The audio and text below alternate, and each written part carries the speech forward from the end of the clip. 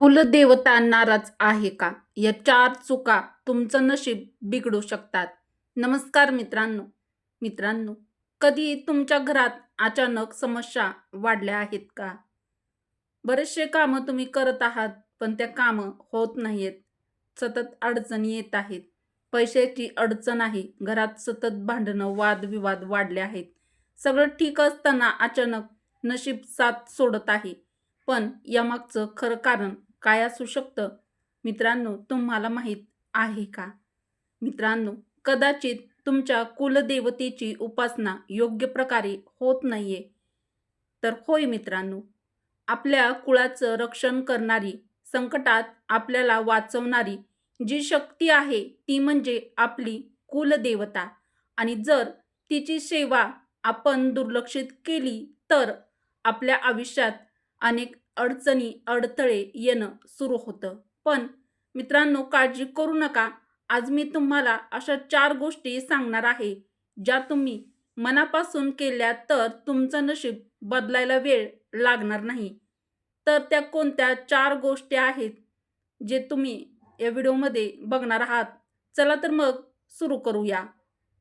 मित्रांनो, कुलदेवतेच्या या गोष्टी आवर्जून, मनोभावे आणि अत्यंत श्रद्धेने करायलाच हव्यात. कुटुंब सुखी राहते. तुम्ही तुमच्या कुलदेवतेची नियमित उपासना करता का?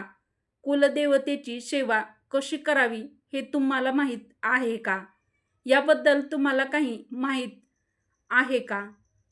मित्रांनो, याबद्दल तुम्हाला काही माहिती असो किंवा नसो, आजच्या या व्हिडिओमध्ये आज आपण सविस्तर माहिती बघणार आहोत.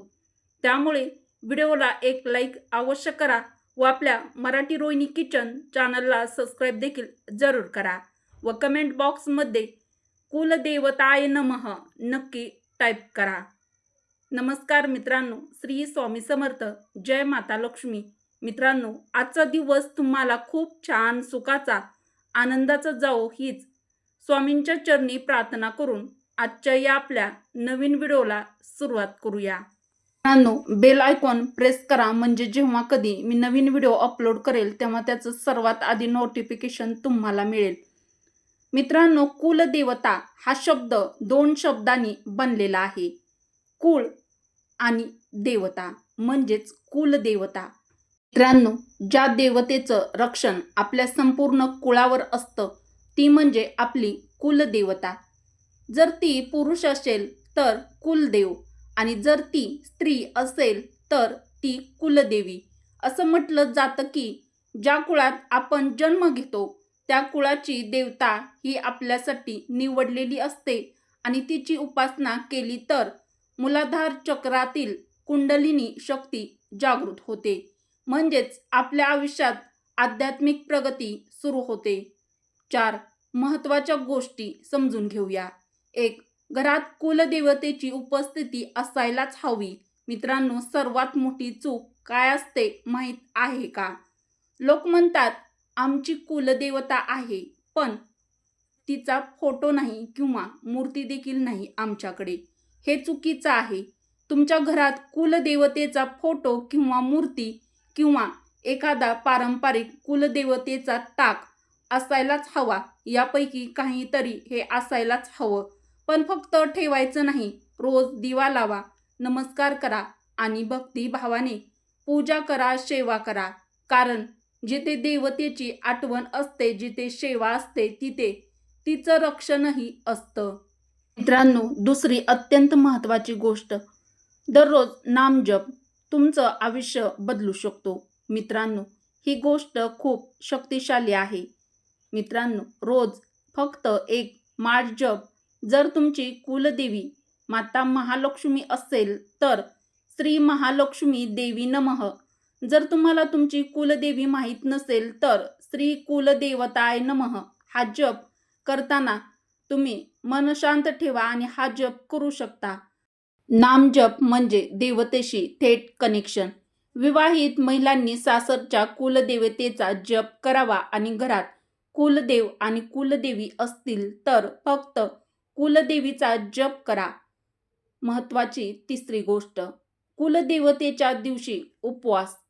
कुटुंबासाठी वरदान आहे. मित्रांनो, ही गोष्ट अनेकांना माहीत नसते.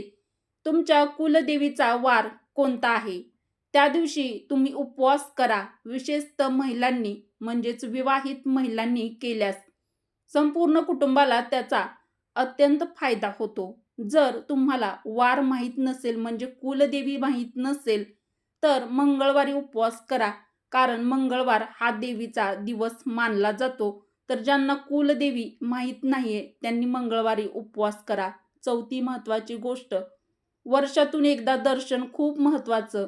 मित्रांनो, आपण वर्षातून एकदा तरी फिरायला जातो, पण आपल्या कुलदेवतेच्या दर्शनाला जातो का? तर नाही. वर्षातून एकदा तरी संपूर्ण कुटुंबाने कुलदेवतेचं दर्शन घ्या आणि खास करून विवाहित महिलांनी कुलदेवतेची ओटी भरावी. कारण ही परंपरा फक्त परंपरा नाही तर ती आपल्या कुलदेवतेशी नातं मजबूत करते. तर वर्षातून एकदा तरी सहकुटुंब कुलदेवीला नक्की जावा. मित्रांनो, इतिहासातही याचं मोठं उदाहरण आहे. आपले छत्रपती शिवाजी महाराज यांची कुलदेवी होती तुळजापूरची भवानी माता. त्यांनी तिची मनापासून उपासना केली आणि तिच्या कृपेनेच हिंदवी स्वराज्याची स्थापना झाली. म्हणजेच जेव्हा देवतेची कृपा होते तेव्हा अशक्यही शक्य होतं.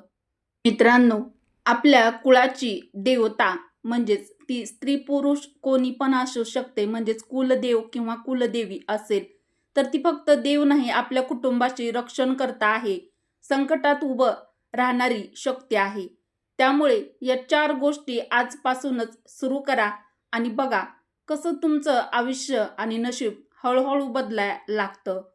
तर मित्रांनो, जर तुम्ही तुमच्या कुलदेवतेवर विश्वास ठेवत असाल तर कमेंट बॉक्समध्ये जय माता किंवा कुलदेवताय नमः कमेंटमध्ये नक्की लिहा. मित्रांनो, उपयुक्त व्हिडिओ कसा वाटला ते देखील कमेंट करून नक्की कळवा. व्हिडिओ आवडला असेल तर व्हिडिओला एक लाईक अवश्य करा व तुमच्या मित्र परिवारासोबत बहिणींसोबत हा व्हिडिओ जास्तीत जास्त शेअर देखील नक्की करा. व अशाच आध्यात्मिक माहितीसाठी मराठी रोहिणी किचन या चॅनलला आपल्या सबस्क्राईब देखील करायला विसरू नका. कारण आपण अशीच नवनवीन माहिती तुमच्यासाठी आणत असतो. चला तर मग परत भेटू अशाच एखाद्या नवीन माहितीपूर्ण व्हिडिओमध्ये. व्हिडिओ शेवटपर्यंत पाहिल्याबद्दल तुम्हा सर्वांचे मनापासून धन्यवाद. श्री स्वामी समर्थ. जय श्रीकृष्ण. जय माता लक्ष्मी. जय श्रीराम. धन्यवाद.